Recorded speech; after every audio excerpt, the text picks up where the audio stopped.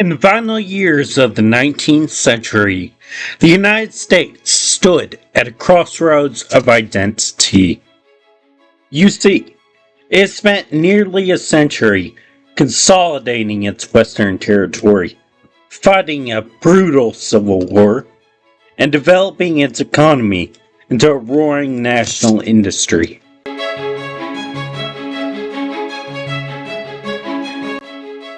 Now, with the closing of the western frontier and an increasing industrial capacity, many Americans began to look outward.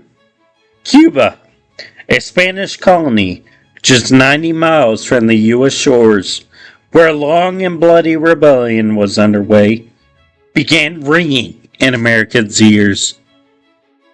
The Cuban War for Independence, launched in 1895, was the latest in a series of uprisings against Spanish colonial rule.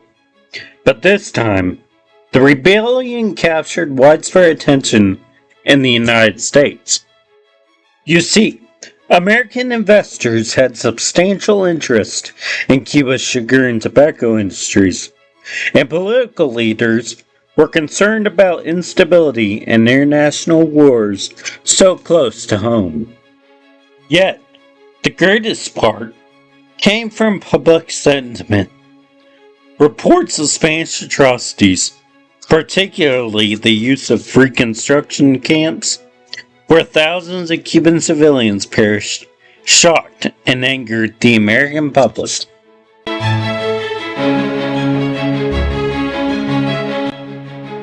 These reports were circulated and often exaggerated by an increasingly powerful and competitive press.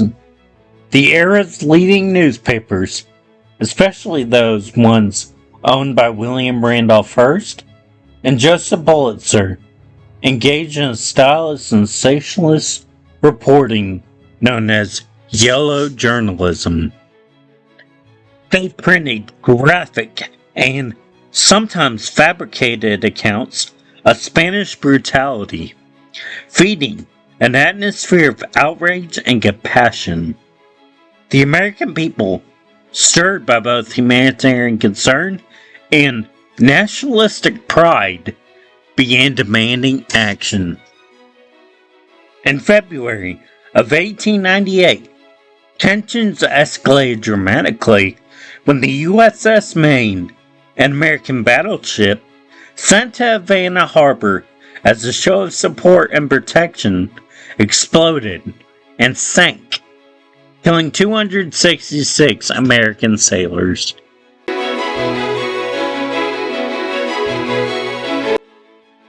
Though at the time, the cause was unclear.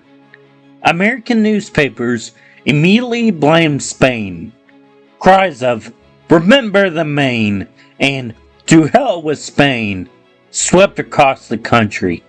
Public opinion, already leaning towards intervention, hardened. At the same time, the publication of the Delaunay letter further inflamed American tempers. In this private letter, Spain's ambassador to the United States, Enrique de Puey de Loma, described President William McHenry as weak and indecisive.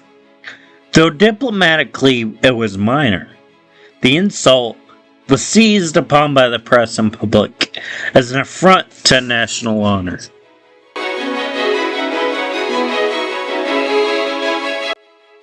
President McKinley, who had initially favored diplomacy versus war, now found himself under immense pressure. On April 11, 1898, he asked Congress to authorize military intervention in Cuba and to end the conflict and restore stability. Congress complied, and by April 25th, the United States had formally declared war on Spain.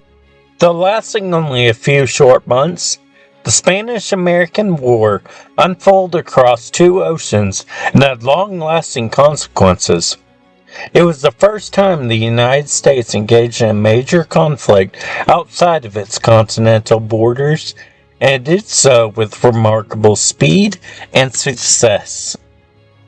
The first major action occurred not in the Caribbean, but in the Pacific. On May 1st of 1898, Commodore George Dewey, commanding the U.S. Asiatic Squadron, launched a surprise attack on the Spanish fleet anchored in Manila Bay in the Philippines. The victory was overwhelming. Dewey's forces destroyed the Spanish squadron without losing a single American life. It was a stunning demonstration of U.S. naval power and marked the beginning of America's presence in Asia. Back in the Caribbean, the war took a more traditional form. In June, U.S. troops began landing in eastern Cuba, including a detachment at Guantanamo Bay. The most famous land engagement of the battle occurred on July 1st at the Battle of San Juan Hill, where American forces, among them were Theodore Roosevelt's Rough Riders and the 24th and 25th Colored Infantry Troops, stormed Spanish positions near Santiago. Though costly, the assault was successful and played a key role in forcing Spanish withdrawal from the city.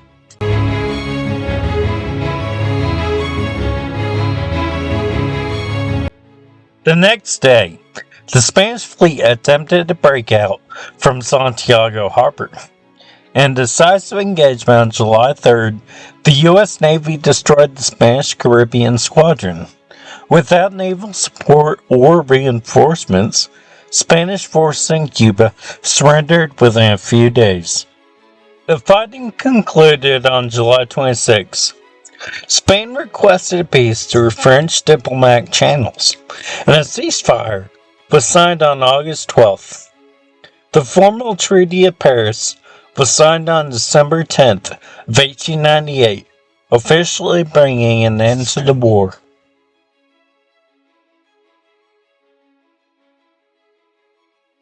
Now, the terms of peace reflected the magnitude of Spain's defeat and America's new status.